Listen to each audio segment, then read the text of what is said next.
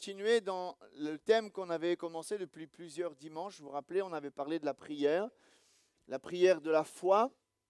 Ayez foi en Dieu, cette prière qui est animée de la foi de Dieu. Ensuite, on avait vu que nous devrions prier sans cesse. Ça ne veut pas dire qu'on prie 24 heures sur 24, mais qu'on soit avec le Seigneur en tout temps, en tout lieu, sans cesse et pour toutes choses. On avait vu ça ensemble. Ensuite, on avait vu les bénéfices de la prière et le résultat de la prière, ce n'est pas simplement l'exaucement de la prière proprement dit. C'est vrai que la bénédiction de Dieu, elle enrichit, elle est suivie d'aucun chagrin. Là-dessus, il n'y a pas de problème. Dieu nous bénit au-delà même de tout ce qu'on peut espérer ou penser. Mais quand Dieu nous bénit, il n'y a pas simplement l'exaucement de la prière. Il y a plus que cela. On avait vu la paix, la joie, l'espérance. Dieu nous façonne, etc. Et ce matin, on va conclure un peu dans cette pensée, quoique c'est jamais fini. La réflexion sur la prière, il y aurait des livres et des livres. On pourrait en écrire, même à titre personnel, on peut tous écrire des livres sur la prière, parce que chacun a ses expériences, et je crois que vous aussi, vous avez fait vos expériences dans le domaine de la prière. Mais des fois, on est d'accord qu'on prie, il n'y a rien qui se passe. C'est décourageant, non?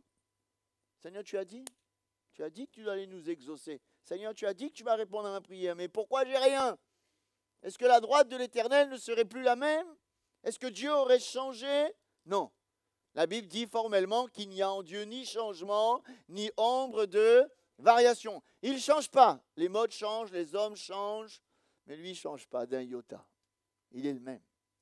Et sa volonté, c'est de nous bénir. Sa volonté, c'est de nous rassasier de tout ce qu'il a préparé pour nous. Alors, on va lire un texte dans Matthieu 7, versets 7 à 11, et c'est, je dirais, une parole bénédiction. Et il y a une promesse, et Dieu est fidèle dans ses promesses, parce que la Bible dit qu'il n'est pas un homme pour mentir, ce que sa bouche dit, son bras l'accomplit. Il est dit, demandez et l'on vous donnera. Cherchez et vous trouverez. Frappez et l'on vous ouvrira, car quiconque demande reçoit. Celui qui cherche trouve et l'on ouvre à celui qui frappe. Lequel de vous donnera une pierre à son fils s'il demande du pain? Ou s'il demande un poisson, lui donnera-t-il un serpent?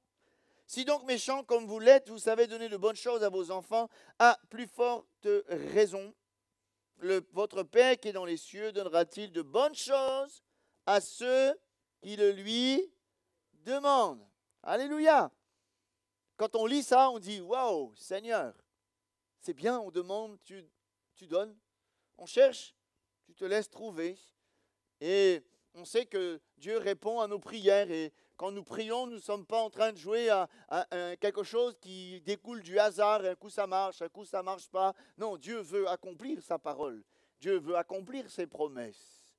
Et il est fidèle pour exécuter tous ses desseins. Et la prière, c'est pour nous un privilège. Nous devons le voir comme cela. C'est là où est-ce que nous voyons la main de Dieu, et c'est là comme un soutien, une assurance. Nous sommes rassurés de savoir que lorsque nous prions, Dieu nous exauce. Et on l'avait vu la dernière fois, pour ceux qui étaient là, Dieu a plusieurs moyens de répondre à nos prières. Des fois, il dit oui, alléluia. Des fois, il dit non, ben, on doit dire alléluia quand même. Et là, il nous a répondu. Et puis des fois, Dieu dit pas tout de suite. Donc ça, on l'avait vu la semaine dernière. Et Dieu fait ce qu'il veut, mais on sait qu'il répond à nos prières. Le gros souci pour nous, c'est quand Dieu ne répond pas. Alors là, on commence à murmurer. Et on sait, parce que c'est écrit dans la Bible, que Dieu n'aime pas le murmure. Lorsque nous murmurons, nous devenons amers. Et lorsque nous sommes amers, on se prive de la grâce de Dieu. Lorsque Dieu ne répond pas à nos prières, on se décourage, on se lasse. Et en fait, je crois que la meilleure chose à faire quand nous n'avons pas de réponse, et nous savons pertinemment que ce que nous demandons, c'est la volonté de Dieu, mais il n'y a pas de réponse. Moi, je dis que Dieu n'a jamais de problème. Vous êtes d'accord? Le problème, il n'est pas du côté de Dieu. Ce matin, on ne va pas se culpabiliser en disant « si je ne réponds pas, c'est que Dieu, peut-être, c'est moi qui n'ai pas bon. » Non, ce n'est pas ça. Le but ce matin, ce n'est pas de culpabiliser quelqu'un. Non, pas du tout. Mais lorsqu'il y a un blocage et qu'il n'y a pas de réponse à nos prières, ne mettez jamais la faute sur Dieu. C'est une fausse route. Et on risque d'avoir des pensées qui ne sont pas bonnes. Mais peut-être qu'il serait bon de faire cette prière du psaume 139. « Oh, sonde-moi, ô Dieu, et dis-moi si je suis sous une mauvaise voie. » Seigneur, sonde mes reins, sonde mon cœur, sonde mon cœur et regarde pourquoi ça ne marche pas. Montre-le-moi, Seigneur. Vous ne pensez pas que si quelqu'un sincèrement devant Dieu dit « Seigneur, pourquoi je n'ai pas la réponse à ma prière ?» Eh bien, montre-le-moi. Je crois que le Seigneur est fidèle pour nous le montrer. Par la parole, par le Saint-Esprit, par une prédication, par ceci, par cela. Ce matin, on va voir quelques obstacles. Et avec cette pensée qu'un obstacle est fait pour être renversé. Vous êtes d'accord ? Dans la foi chrétienne, l'obstacle n'est pas là pour dire « Oh, et là, c'est trop difficile ». Il n'y a rien qui est difficile avec Dieu. Un obstacle est fait pour être renversé. Et ce matin, on va renverser les obstacles. Il y en a 11. Waouh, 11. Bon, heureusement que je ne passerai pas 1 heure sur chaque point. Mais je vais voir les 11 quand même avec vous. 11 obstacles qu'il nous faut renverser pour permettre à Dieu de nous bénir au-delà même de tout ce qu'on pense ou espère. Alors, on y va. Premièrement, Jacques chapitre 4. Le verset 3 dit « Vous demandez, vous ne recevez pas. » Et là, Jacques donne la réponse « Parce que vous demandez mal dans le but de satisfaire vos passions. » Nous ne recevons pas ce que nous demandons parce que nous demandons mal. Attention, ça ne veut pas dire qu'on s'exprime mal. Ça ne veut pas dire que quand on prie, on fait quelques fautes de français. Ça ne veut pas dire qu'on demande d'une manière maladroite. Dieu ne regarde pas la façon qu'on s'exprime. Dieu regarde le cœur, Dieu regarde le mobile. Parce qu'il est bien écrit ici, ceci, dans le but de satisfaire vos passions. Ça veut dire que nous demandons quelque chose qui n'est pas dans le plan de Dieu. On demande quelque chose dans le but simplement de satisfaire notre chair. Or, Dieu s'engage à nous bénir quand ce que nous demandons va faire avancer son œuvre, va nous faire avancer dans la foi, va nous faire avancer dans la croissance spirituelle. Parfois, nous demandons des choses juste à des titres personnels, juste comme des capricieux. Donne, donne, Seigneur, donne. Oui, mais Dieu va t'exaucer à partir du moment où cette réponse va faire avancer le royaume de Dieu dans ta vie. Et parfois, nous demandons des choses juste, on cherche un peu notre intérêt. Je suis convaincu d'une chose, c'est que dans nos prières, nous cherchons l'intérêt de Dieu. Dieu s'engage à nous bénir même au-delà de tout ce qu'on pense ou espère. Alléluia. Parfois, on demande des choses, mais qui ne sont vraiment pas dans la volonté de Dieu. Je prends un exemple, ça va vous faire rigoler, mais ce n'est pas grave. Est-ce que vous pensez qu'un chrétien Dieu peut exaucer une prière d'un chrétien qui demande « Seigneur, donne-moi de gagner au loto, comme ça je vais éponger toutes mes dettes ?» Cette prière, ce n'est pas une prière que Dieu peut exaucer. Seigneur, fais trouver les 4 bons chevaux, là, que je gagne le tiercé dans l'ordre, comme ça je vais être... Waouh! J'espère que vous ne priez pas comme ça. Parce que Dieu pourvoira vos besoins, non pas avec le hasard. Parce que le hasard, c'est juste une parenthèse, hein, dans Ésaïe 65, versets 11 et 12, le hasard, c'est une idolâtrie et les idolâtres n'entreront pas dans le royaume de Dieu. Mais vous voyez, c'est pour vous montrer que lorsque nous prions et que nous demandons quelque chose qui n'est pas dans le plan de Dieu, nous demandons mal. Alors c'est normal que Dieu ne peut pas se glorifier. C'est normal que Dieu ne peut pas répondre. Dieu répond à une prière qui le glorifie. Seigneur, dans toutes nos réponses, dans tout ce que nous demandons, c'est pour ta gloire. Nous voulons voir ta gloire. Nous voulons voir l'avancement de l'œuvre de Dieu. Nous voulons voir le royaume de Dieu s'établir dans notre vie. Alléluia. Seigneur, aide-nous à demander bien. Pas simplement, allez, demander bien. Certains pensent qu'il faut demander au nom de Jésus. Non, il n'y a pas de mot magique pour la prière. Cherchons la volonté de Dieu dans la prière. Cherchons l'avancement du royaume de Dieu dans la prière. Que le royaume de Dieu s'établisse dans nos vies. Que le royaume de Dieu puisse grandir dans nos vies. C'est ça, demandez bien. Demandez quelque chose selon le plan de Dieu. Des fois, on peut s'obstiner à demander quelque chose qui n'est pas pour la gloire de Dieu, qui est un intérêt personnel. Mais nous sommes morts en nous-mêmes. Nous ne cherchons plus notre intérêt. Nous cherchons l'intérêt de Dieu. Alléluia. Peut-être que quelqu'un ce matin est en train d'être découragé parce qu'il prie. Arrête-toi un instant, pose-toi la question. Ce que tu demandes nuit et jour, est-ce que c'est pour l'avantage de Dieu? Est-ce que c'est pour le royaume de Dieu ou ton avantage? Cherche d'abord le royaume de Dieu et toute chose te sera donnée par-dessus tout. Dieu va te bénir même au-delà de tout ce que tu demandes si d'abord tu cherches l'avancement du royaume de Dieu dans ta vie. Alléluia. Seigneur, aide-nous à demander bien. Seigneur, aide-nous à demander bien ta volonté. Elle se trouve où la volonté de Dieu? Pas dans des rêves, dans la parole de Dieu. Si on demande quelque chose qui est conforme à ce que Dieu dit, Dieu ne peut pas mentir, il va confirmer sa parole. Alléluia. Allez, deuxièmement, de toute façon il y en a 11, on va arriver au bout. Ésaïe 59, versets 1 et 2, Et ça, c'est important. Non, la main de l'Éternel n'est pas trop courte pour sauver, ni son oreille trop dure pour entendre, mais ce sont vos crimes qui mettent une séparation entre vous et votre Dieu. Ce sont vos péchés qui vous cachent sa face et l'empêchent de vous écouter. Ici, nous comprenons un point important. Le péché empêche Dieu d'agir. Dieu ne peut pas se glorifier dans la vie de quelqu'un qui est dans le péché. Ici, il est question de demeurer dans le péché, parce qu'on bronchouse de différentes manières. La Bible dit, Jésus lui-même, il a dit, « Heureux les cœurs purs, car ils verront Dieu. » Voir Dieu dans tout ce qu'il fait, dans tout ce qu'il dit, dans les réponses de nos prières. Dans Jean chapitre 9, au verset 31, « Nous savons que Dieu n'exauce point les pécheurs. Mais si quelqu'un l'honore et fait sa volonté, c'est celui-là qu'il exauce. » La seule prière que Dieu entend lorsque nous sommes dans le péché, c'est la repentance. La seule prière que Dieu exauce quand nous sommes dans le péché, c'est la confession de nos péchés, la repentance. Et à plusieurs reprises dans la Bible, il y a des exemples du peuple d'Israël qui ont eu un échec simplement parce qu'ils étaient dans le péché. Comprenons ceci, frères et sœurs, que le péché dans notre vie est une hémorragie qui nous donne de plus avoir d'assurance devant Dieu.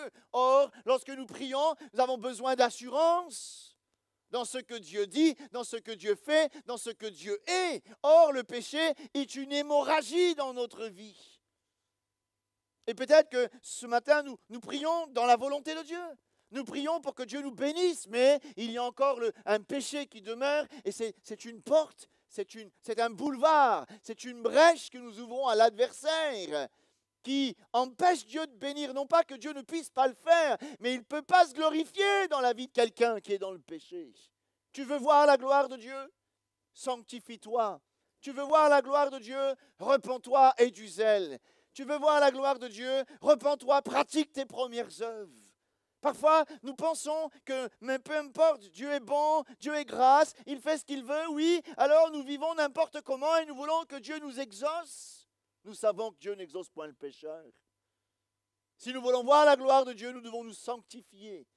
Que celui qui se sanctifie encore. Celui qui se souille encore. Mais Dieu ne donne pas sa gloire aux hommes. Dieu ne donne pas sa gloire là où il y a le péché. Parce que la Bible dit que le péché nous prive de la gloire de Dieu. Et si nous voulons voir Dieu agir dans notre prière, dans la prière, nous devons nous sanctifier. Nous devons régler le problème du péché. Peut-être que tu es en train de te battre avec une situation et tu te demandes, mais qu'est-ce qui se passe? Sonde-moi ce matin, Dieu. Sonde-moi, que le Saint-Esprit nous convainque, nous montre ce qui bloque. Il y a peut-être un péché qui est là, excusez-moi, comme un péché mignon, notre petit jardin secret. Mais Dieu veut rentrer dans ce jardin secret. Il veut faire le ménage. Vous savez, dans les maisons, on a tous un débarras, non? Vous n'avez pas un débarras dans votre maison? Toutes les choses qu'on ne veut pas jeter, mais qui sont plus bonnes, mais on les garde par nostalgie. Non? Chez moi aussi, il y a un débarras. Des fois, je range, il faut faire le ménage là-dedans. Hein. Voilà, on a tous un débarras, oui ou non? Et des fois, dans notre débarras, il y a des choses qu'il faudrait mieux qu'on jette, parce que ça ne sert à rien. C'est cassé. Oui, mais on va le garder parce qu'on l'aime bien, il y a une histoire. Hein. Des fois, dans notre vie, il y a des débarras qui sont comme des choses qui ne sont pas bien à la gloire de Dieu. Et Dieu, ce matin, il veut rentrer dans ton débarras et faire le ménage. Il y a peut-être des choses que tu dois lâcher. Il y a peut-être des choses que tu dois abandonner. Il y a peut-être des choses que tu dois laisser de côté. Et si ce matin, tu réalises qu'il y a quelque chose qui te prive de la gloire de Dieu, repens-toi.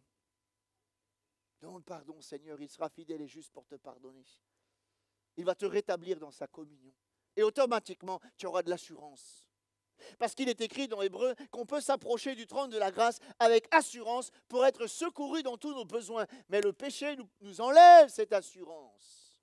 Et si ce matin, nous retrouvons la communion avec Dieu par son pardon, par son sang qui nous purifie, nous pouvons nous approcher avec assurance. Alors nous aurons l'assurance que Dieu entend nos prières. Alléluia. Gloire à Dieu. Troisièmement, le doute. Jacques dit ceci au chapitre 1er, verset 6, « Mais qu'il demande avec foi, sans douter, car celui qui doute est semblable au flot de la mer que les vents agitent et soulèvent. » Jacques compare le doute au flot de la mer. Vous avez vu la semaine dernière la mer, comment elle était démontée.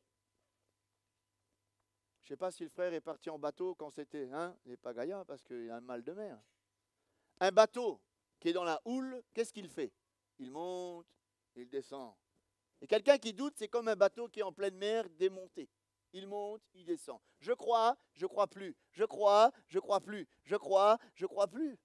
Et parfois, nous sommes là, nous prions et nous savons ce que nous demandons, c'est le plan de Dieu, mais il y a encore le doute. D'où vient le doute? Par rapport à ce que nous voyons?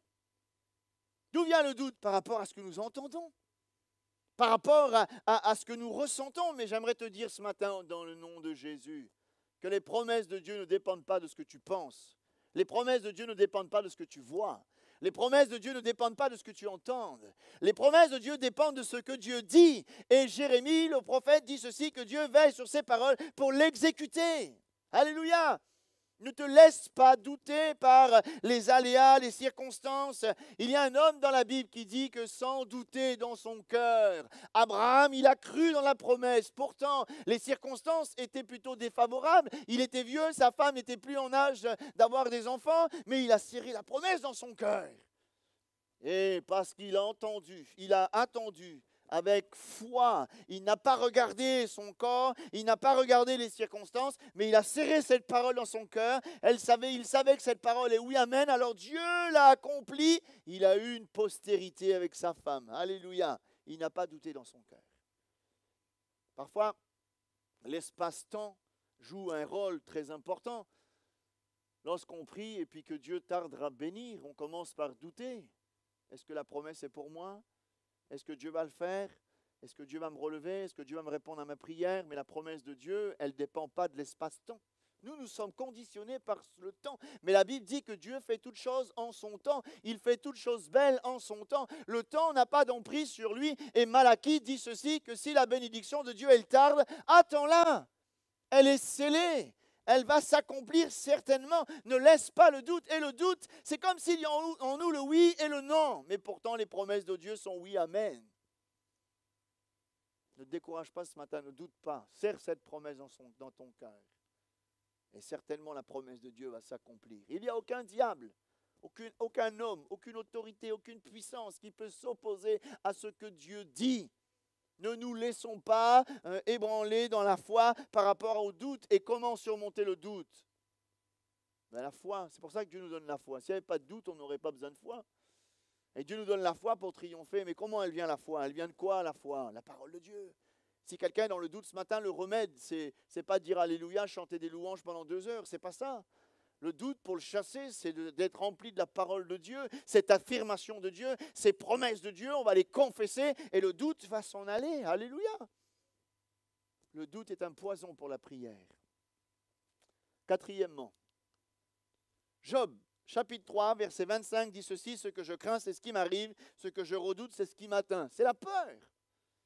La peur est un poison pour la foi. Peur que ça s'aggrave, peur que ça ne s'améliore pas, peur que la situation devienne plus compliquée. Alors des fois on prie le Seigneur, Seigneur vois mon dossier, vois ceci, vois cela, Seigneur agis. Et puis dès qu'on a fini de prier, peut-être que ça va être pire. Peut-être que ça ne va pas s'améliorer. Mais il y a 2 minutes, tu viens demander au Seigneur d'agir. Reste tranquille. C'est dans le calme et la confiance que sera votre force. Et je pense que dans la prière, nous ne devrions pas donner accès à la peur. La peur est un poison. La peur, le mot peur dans la Bible vient juste après le péché. Quand Adam et Ève avaient péché, ils ont eu peur. Mais avant, il n'y avait pas de peur. Et lorsque nous sommes en communion avec Dieu, il n'y a rien qui peut nous arriver de pire, dans le sens où Dieu veille sur nous et il veille sur ses promesses. Et nous ne devons pas craindre le pire. Avec Jésus, c'est toujours le meilleur. Même si parfois nous sommes ballottés. Je ne suis pas en train de dire qu'on n'aura pas de problème. On aura des difficultés, on aura des problèmes. Il n'y a pas de souci là-dessus. Mais Dieu est dans la barque. Et si Dieu est dans la barque, nous atteindrons le port. Si Dieu est dans la barque, il va veiller sur nous. Ne promène pas des regards inquiets. Peut-être que ce matin, tu as peur. Peur de ne pas y arriver, peur de ne pas être à la hauteur, peur de manquer de quelque chose, peur de ne pas réussir. Mais la peur ne vient pas de Dieu. La peur, c'est un poison de la foi. Et la foi nous permet de ne pas laisser la place à la peur. Nous devons triompher de la peur. Les disciples, à un moment donné, dans la tempête, ils avaient peur. Jésus a dit, homme de peu de foi, pourquoi tu as douté? Pourquoi tu as eu peur? Je crois que la foi nous aide à triompher de la peur. À la limite, avec la peur, on devient presque parano. On exagère tout. On voit tout en mal, on voit tout à l'envers, on voit que du négatif. La foi nous amène à confesser ce qui est positif. La foi nous amène à confesser la bénédiction de notre vie. La foi nous amène à confesser que les promesses de Dieu sont oui, amen. Et la peur nous dit, peut-être que non, peut-être que ça n'arrivera pas, peut-être que ça va s'aggraver. Oh là là, Seigneur, regarde comment je fais pitié. J'aime pas quand un chrétien dit qu'il fait pitié. La foi est une ferme assurance. Gloire à Dieu. Allez, justement, à propos de l'inverse de la foi, c'est l'incrédulité. Vous vous rappelez cette histoire de Jésus qui est crucifié, ressuscité, il y a les marques, Thomas n'était pas là, et Jésus appelle Thomas et lui dit, avance ici ton doigt, et regarde mes mains, avance aussi ta main, et mets là dans mon côté, ne sois pas incrédule, mais crois. Pourquoi je dis ça? Dans la prière, parfois, nous sommes incrédules, non? On prie, mais on a l'impression que, ouais, bof. Des fois, la bénédiction, elle est là, mais c'est juste à nous d'aller la chercher. Puis nous, on attend. Ça me fait penser à Acte 12. Pierre était en prison. L'église priait. Dieu a entendu la prière. Pierre, il est sorti de la prison d'une manière miraculeuse. Il va chez ses frères qui sont en train de prier. Et d'un seul coup, il y a quelqu'un, Rod arrive. C'est qui? C'est Pierre. Ils étaient en train de faire une réunion de prière spéciale pour libérer Pierre. Dieu avait exaucé leur prière, mais ils étaient dans l'incrédulité parce que la réponse était là. La femme, elle a dit, c'est pas possible. Elle est allée voir les autres. Arrêtez, elle n'a pas dit, au lieu de dire, arrêtez de prier, Dieu, Pierre est là, il a répondu à la prière. Ils lui ont dit, t'es folle, c'est pas possible. Il y a un problème. Ils prient pour que Dieu libère Pierre. Quand Dieu exauce leur prière, de l'autre côté, les gens qui étaient en train de prier pour Pierre, ils ont dit, c'est pas possible. Ils sont dans l'incrédulité. Ça ne vous arrive pas de prier, puis des fois, c'est pas possible, c'est trop grand, c'est imaginable, c'est trop difficile. Bannissons le langage de l'incrédulité qui dit que ce n'est pas possible, parce qu'avec Dieu, tout est possible. Et la Bible dit que tout est possible à celui qui croit. Ne nous laissons pas gagner par l'incrédulité. Parfois, la réponse, elle est juste là. Il s'agit juste de faire le pas de la foi, juste de saisir. Dans l'Ancien Testament, Dieu dira, mais jusqu'à quand négligeriez-vous de prendre possession du pays? Ils tournaient en rond et il y avait comme une espèce d'incrédulité au milieu du peuple. Ils étaient arrivés dans le pays de la promesse. Rentre dans le pays, saisis les promesses. Puis nous, on est là, on est incrédules. Oh Seigneur, peut-être que ça ne marche pas. Et alors, on est dans le pays, on est dans la promesse, on est dans la bénédiction, on est dans l'abondance, on a tout en Jésus, et puis on est encore incrédule. Vous savez que même Jésus n'a pas fait beaucoup de miracles dans une ville, dans sa ville, parce qu'il y avait beaucoup d'incrédulité. L'incrédulité empêche Dieu d'agir. C'est la foi qui nous rend agréable à Dieu. Bannissons l'incrédulité ce matin. Ne dis pas que c'est impossible, parce que ce qui est impossible aux hommes est possible à Dieu, et tout est possible à celui qui croit. Alléluia. Le manque de foi. C'est terrible. La Bible dit dans Hébreux, sans la foi, il est impossible de lui être agréable. Il faut que celui qui s'approche de Dieu croit que Dieu existe et qu'il est le rémunérateur de ceux qui le cherchent. Si on prie sans la foi, c'est une prière très religieuse. On peut faire des belles prières en disant « Waouh, le frère il prie bien, hein? Waouh, la sœur elle prie bien, hein? » Prier la foi, ce n'est pas faire des belles prières où on s'embête avec toutes sortes de définitions et on cite toutes sortes de significations des chérubins, des archanges. Ouais. Bartimée, il a fait une petite prière très simple, fils de David, aie pitié de moi. Mais Dieu a vu la foi. Et comment avoir la foi? La foi, elle confesse la parole de Dieu. Romains 10, 17, la foi vient de ce qu'on entend vient de la parole de Dieu. Et si nous voulons prier avec foi, nous devons puiser et nous appuyer sur les promesses, les confesser nos promesses. Il y a une promesse face à chaque situation. Tu es peut-être dans une situation financière difficile et il est dit, mon Dieu pourvoira à tous mes besoins. Confesse-le dans la prière. Peut-être que tu te sens faible, mais face à cette situation, tu peux confesser quand je suis faible, c'est là que je suis fort parce que la puissance de Dieu s'accomplit dans ma faiblesse. il y a une promesse à chaque situation. Et la foi, c'est de confesser la promesse de Dieu dans notre vie. Parfois, nous prions sans conviction.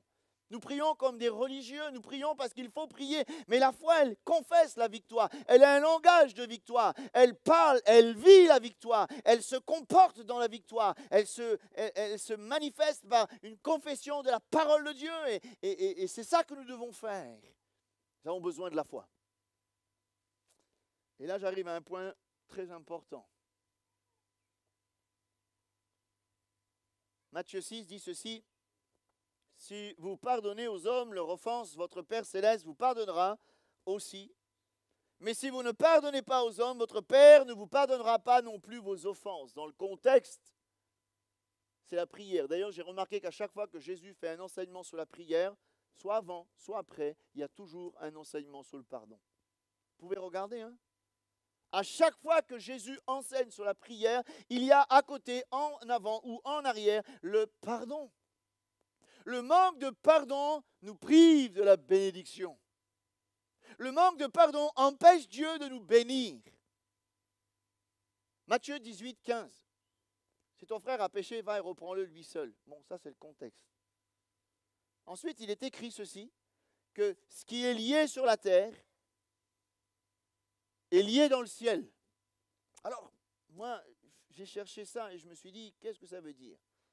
Il y a des gens, quand ils prient, ils lient le diable. Moi, je n'ai jamais vu Jésus lier le diable. Il l'a chassé. Hein. Le diable sera lié un jour dans l'étang de feu pour 1000 ans. OK. Mais il n'a jamais chassé le diable.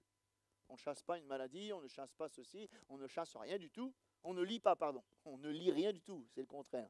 Alors, je me suis dit, mais qu'est-ce que ça veut dire ce texte? Ce qui est lié sur la terre sera lié dans le ciel. Et moi, je crois que dans le contexte, c'est bien le pardon. Vous êtes d'accord avec moi que les mains de Dieu sont pleines de bénédictions, c'est pas verse l'abondance. Je fais une image, les mains de Dieu sont comme ça, et elles veulent s'ouvrir sur notre vie pour nous bénir, même au-delà de tout ce qu'on pense ou espère. Mais ce qui est lié sur la terre est lié sur le ciel, dans le ciel. Si je suis lié avec un frère ou une sœur par un manque de pardon, je suis lié. Ce qui est lié sur la terre est lié dans le ciel. Donc les mains de Dieu, liées. Tu peux jeûner, prier, sauter, faire ce que tu veux. Rien. Rien. Le manque de pardon t'empêche d'être béni. Et ce qui est délié sur la terre sera délié dans le ciel. Si je demande pardon à celui qui m'a offensé, des fois on voudrait que ça soit l'inverse, c'est lui qui m'a offensé. Pourquoi c'est moi qui demande pardon? Sois sage, sois plus spirituel, humilie-toi, va voir ton frère. La Bible dit bien que si tu offres une offrande à Dieu, ça peut être un service, ça peut être une prière. Tu te souviens que ton frère a quelque chose contre toi, laisse là ton offrande, va te réconcilier. Pourtant, tu es peut-être la victime dans cette affaire. Mais toi, tu vas pardonner. Oui, peut-être, frère, mais moi j'ai demandé pardon, mais celui qui est en face de moi, il ne veut pas recevoir le pardon. C'est son problème. Lui, il sera toujours lié, mais toi, tu es délié. Si tu es délié, tu délies les mains de Dieu et tu es béni. N'attendez pas que l'autre vienne vers vous. Des fois, c'est un peu comme ça, mais les plus jeunes que lui, c'est quand même pas moi le plus vieux qui va lui demander pardon, non? Et alors? Tu veux être béni? Tu veux être délié? Va voir celui qui t'a offensé. Ou peut-être celui que tu as offensé. Demande-lui pardon. Il y a des situations qui sont là en suspens. Des situations qui sont là et c'est comme bloqué parce qu'il y a un manque de pardon. Et le pardon amène la bénédiction de Dieu. Le pardon est une puissance qui libère la puissance de Dieu, qui libère nos consciences, qui libère notre âme. Et je pense que le pardon, on pourrait l'imager aussi, je le dis souvent, mais je vais le redire, à une vieille clé. Dans l'Apocalypse, il est parlé de la clé de David. Dans le contexte, c'est le pardon. Vous avez remarqué que des fois, il y a des coffres forts qui ont des vieilles clés toutes rouillées. C'est pas beau, les vieilles clés. Mais des fois, les vieilles clés ouvrent les portes sur les trésors. Et le pardon est une clé vieille qu'on n'aime pas, elle est méprisante, mais elle ouvre les portes sur les trésors de Dieu. Alléluia. Je connais le témoignage, j'avais fait une étude sur le pardon où j'étais pasteur avant. Et 2 sœurs qui étaient voisines ne se parlaient plus. Elles étaient en colère.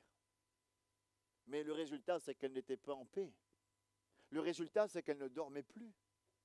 Le résultat, c'est qu'elles étaient constamment reprises dans leur conscience. Elles n'étaient pas bien. Suite à une étude sur le pardon, le Saint-Esprit a fait son travail, ils se sont réconciliés, ils ont demandé pardon. Le soir même, ils ont dormi comme des bébés. Parce que la paix de Dieu de nouveau est rentrée dans leur cœur. Alléluia. Le pardon est une puissance qui libère. Gloire à Dieu. Ce matin, tu veux être béni de Dieu, pardonne celui qui t'a offensé. Quand tu sors de là, tu vas le voir, tu vas voir ton téléphone, s'il est trop loin, tu demandes pardon. Et s'il ne veut pas te recevoir ton pardon, c'est pas grave. Peut-être que moi, je ne veux pas rien. Tu réponds pas rien. Toi, tu es dégagé. Tu vas permettre à Dieu de te bénir. Alléluia.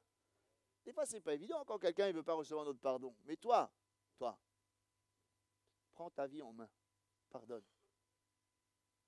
Pardonne. Même si c'est vraiment difficile, pardonne. Pardonne. Et tu seras béni de Dieu. On continue. 8e, le manque de persévérance. Elle est belle, cette photo. Il y a un trésor là, vous avez vu? Un tas de diamants. Le gars, il s'est découragé. Il était à 2 coups de pioche de la bénédiction. Et l'autre là-bas, il transpire, il est encore loin, mais il persévère. Dans Luc 18, versets 1 à 8, Jésus montre qu'il faut toujours persévérer. Dans le contexte, c'est la veuve avec le juge inique qui craignait point Dieu, il n'aimait personne, il était méchant, mais est-ce que la femme a persévéré? Elle a cru, elle a persévéré, elle a obtenu la bénédiction dont elle avait besoin. Et je pense que nous avons besoin de persévérance parce que vous vous rappelez, dans le contexte qu'on disait la semaine dernière, parfois Dieu répond oui tout de suite, des fois c'est pas tout de suite, en son temps. J'aime bien Jacob, je ne te lâcherai pas tant que tu m'es béni. Il y a des sujets de prière, au bout d'une semaine, on arrête de prier, on conclut que ce n'est pas le plan de Dieu, mais ce n'est pas forcément vrai. Il y a des choses que nous allons prier pendant plusieurs années avant que Dieu bénisse, mais ce n'est pas grave. Si nous avons la conviction que c'est le plan de Dieu, on n'arrête pas de prier. Je ne démontre pas ma foi lorsque je prie une fois. Je démontre ma foi à Dieu lorsque je prie jusqu'à ce qu'il m'ait béni. Et Dieu ne peut pas être une source trompeuse. S'il l'a promis, il va le faire, mais en son temps. Il faut de la persévérance. La persévérance, c'est cette pensée à garder le cap malgré les aléas difficiles. À garder le cap malgré l'adversité, malgré le doute, malgré toutes ces choses. On garde le cap et on a besoin de persévérance. Dans Hébreu, c'est écrit ça. Vous avez besoin de persévérance. Peut-être que quelqu'un prie pour une situation, pour un enfant, pour un travail, pour une situation, et tu pries, il n'y a rien qui change. Persévère. Cette promesse que Dieu a mise dans ton cœur, ce n'est pas un rêve. Ce n'est pas quelque chose qui vient de ton imagination. Si tu as le fruit d'une pleine conviction que ça vient de Dieu, tôt ou tard, ça s'accomplira, mais il faut que tu persévères. Persévère dans la prière. Peut-être que Dieu doit travailler en toi avant de te donner ce qu'il t'a promis, mais persévère. Ne te relâche pas. La Bible dit que celui qui se relâche est frère de celui qui détruit. Nous ne sommes pas de ceux qui se retirent. Nous sommes de ceux qui persévéreront jusqu'à la fin. Même dans le contexte quand il est dit dans Matthieu 24, celui qui persévérera jusqu'à la fin sera sauvé. C'est sûr qu'il y a l'idée du salut, mais c'est aussi celui qui persévérera jusqu'à la fin sera béni. Sauvé, c'est mis hors de danger, sera exaucé. Nous avons besoin de persévérance. Allez, encore 3, on y arrive. Ça va, vous suivez? C'est pas trop long? On est arrivé au 9e. Et là, c'est clairement dit dans la parole de Dieu. À la limite, j'ai rien à dire.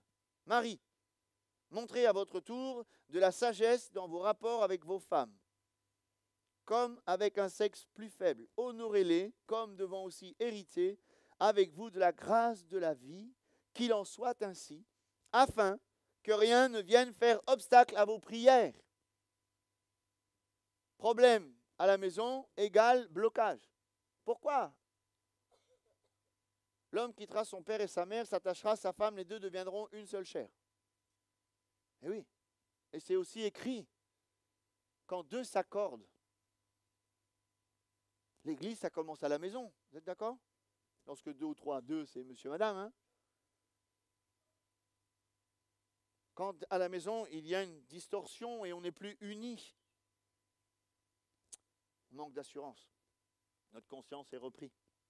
Peut-être pour ça que dans Éphésiens 5, que le soleil ne se couche pas sur ta colère. Ça ne veut pas dire qu'on ne se met pas en colère.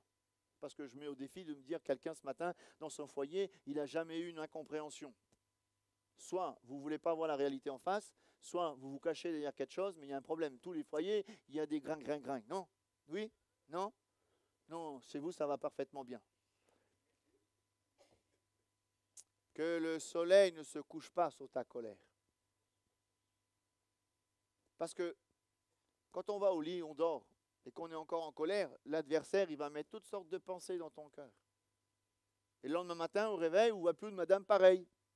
On regarde à on mine. Ou l'inverse. Madame, il regarde à où? Il faut mieux se réconcilier. Ça arrive. Une incompréhension, quelque chose qu'on a mal fait, on a mal dit, on se réconcilie. Comme ça, on est en paix. Ça permet à Dieu de nous bénir. C'est la Bible qui le dit, c'est pas moi. Afin que rien ne vienne faire obstacle à vos prières. Être unis. Être unis. Allez, encore 2. L'orgueil. Dommage, on ne voit pas la fin du dessin. C'était un gros sachet marqué orgueil dessus. Humiliez-vous devant le Seigneur et il vous élèvera. L'orgueil, c'est de penser que Dieu va nous bénir parce qu'on le mérite. Je suis meilleur que les autres, je prie mieux que les autres, je suis plus spirituel que les autres. Ça, Dieu ne te bénit pas par rapport à ce que tu fais.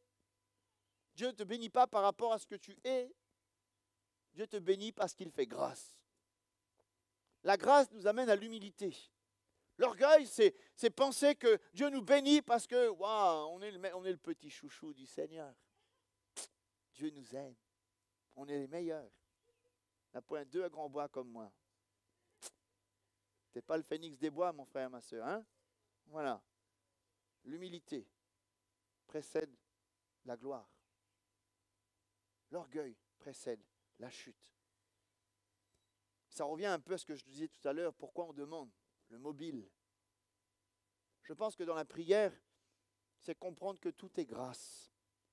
À un moment donné, il y a les disciples même, il mérite que tu le bénisses. Il a construit la synagogue, mais Dieu n'a pas béni cet homme parce qu'il avait construit la synagogue. Ce n'est pas par les œuvres que Dieu nous bénit, c'est par la foi. Et parfois, on met en avant ce que nous sommes, ce que nous faisons, ce que nous connaissons. Bon, c'est pas ça qui fait la différence. Comprendre que tout est grâce. Faveur imméritée. Alléluia. Que Dieu nous garde dans l'humilité. Gardons-nous de l'orgueil. C'est un poison, l'orgueil. Quand il y a l'orgueil, des fois, le Seigneur est obligé de tailler. Hein. Ça fait mal. Et ouais, la zèle, il pousse. Marche un peu comme ça. Le Seigneur, il prend l'épreuve et tchac, tchac, tchac. Ça fait mal hein, quand Dieu nous émonde. Voilà.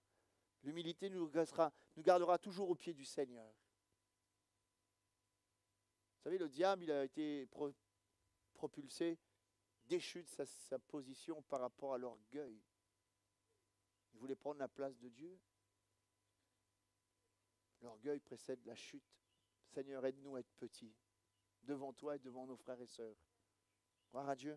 Et puis, dans 1 Jean 5, verset 14, lui, il est en train de scier la branche sur qui il est assis. Oui, un problème. Et le manque de connaissance du plan de Dieu. Il a dit, nous avons auprès de lui cette assurance que si nous demandons quelque chose selon sa volonté, il nous écoute. Et si nous savons qu'il nous écoute, quelque chose que nous demandions, nous savons que nous possédons la chose que nous lui avons demandée. Ah, le manque de connaissance fait que notre prière sera comme une girouette. Ça va partir dans tous les sens. On va demander tout et rien. Non. Nous devons prier dans le plan de Dieu. Parce que Dieu accomplit son plan. Il a un plan. Vous savez, dans toute notre vie, Dieu a un plan. Il a un but dans notre vie. C'est comme si tout ce qu'il fait, tout ce qu'il dit dans notre vie, c'est pour nous amener à atteindre le but qu'il a fixé dans nos vies. C'est pareil pour l'Église. Et quand on ne sait pas le plan de Dieu pour nous, eh bien, on va prier, mais ça part dans tous les sens. Regardez Jésus quand il est arrivé, me voici, ô Dieu, pour faire ta volonté. Et tout ce que Jésus a demandé en priant, il a été exaucé parce que c'était dans un plan. Le plan. Il faut chercher le plan. Et le plan de Dieu, il est dans la parole de Dieu. Il est là, le plan. Il n'est pas, je ne sais pas où. Le plan de Dieu pour notre vie, il n'est pas dans l'horoscope, il n'est pas dans les étoiles, il n'est pas dans le mar à café. Le plan de Dieu pour nous, il est là. Si on prie selon le plan, c'est sa parole, sa pensée. Il ne peut pas y avoir de contradiction en Dieu. Il faut qu'on prie selon le plan de Dieu. Alors je termine. Demandez, vous recevrez. C'est une belle promesse. Il se peut que nous prions et qu'au lieu d'être une bénédiction, cette prière devienne une source de découragement. Parce que, Seigneur, je prie, il n'y a rien. Qu'est-ce qui se passe? Je crois que ce n'est pas la peine de se décourager. Mais faire cette prière, sonde-moi, ô Dieu. Dis-moi si je suis sur une mauvaise voie. Que chacun s'éprouve devant Dieu.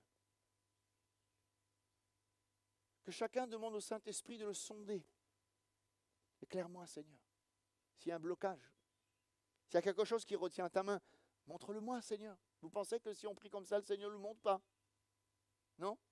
Il va vous laisser comme ça dans le flou? Non, non, non, non, non. Si quelqu'un est sincère qui lui demande, Dieu va lui montrer. Il ne va pas te montrer pour te culpabiliser, il va te montrer pour que tu rectifies le tir. Pour que vraiment tu puisses enlever les barrières. Parce que j'ai dit tout à l'heure que les barrières ne sont pas là pour nous arrêter, elles sont là pour qu'on puisse les renverser. Et ce matin, au nom de Jésus, nous allons renverser toutes les barrières, afin que notre prière soit efficace. Parce que la prière du juste est une grande efficacité. Gloire à Dieu. Peut-être que quelques-uns, je pense que Dieu ne parle pas en vain, sommes reconnus. Ce message, je me suis prêché 10 fois avant de vous le prêcher. Je me suis reconnu aussi. J'ai dit, Seigneur, nous voulons enlever les obstacles ce matin. Parce que nous voulons que notre prière soit efficace. Nous voulons que lorsque nous prions, nous voulons voir ta gloire. Nous voulons voir dans la réponse que tu vas nous donner ta gloire, Seigneur. Nous voulons renverser les obstacles. Que Dieu nous bénisse, que nous soyons des hommes, des femmes de prière et que nous puissions expérimenter la grâce de Dieu dans la prière. Courbons-nous, prions un instant le Seigneur et demandons au Saint-Esprit